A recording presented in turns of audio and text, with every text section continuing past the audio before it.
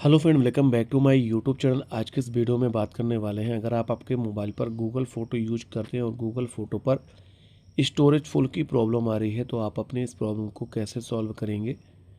Storage full की problem को solve करना बहुत ही आसान होता है। आज के इस वीडियो को देखने के बाद आप सही तरीके से अपने गूगल फ़ोटो ऐप की फुल स्टोरेज की प्रॉब्लम को सॉल्व कर पाएंगे।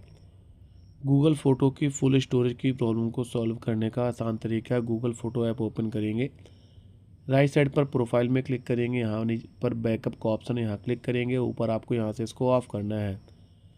बैक होके वापस आएंगे, फिर प्रोफाइल में क्लिक करेंगे, यहाँ पर लिखा है गेट स्टोरेज के बगल में क्लीन अप स्टोरेज, यहाँ क्लिक करेंगे।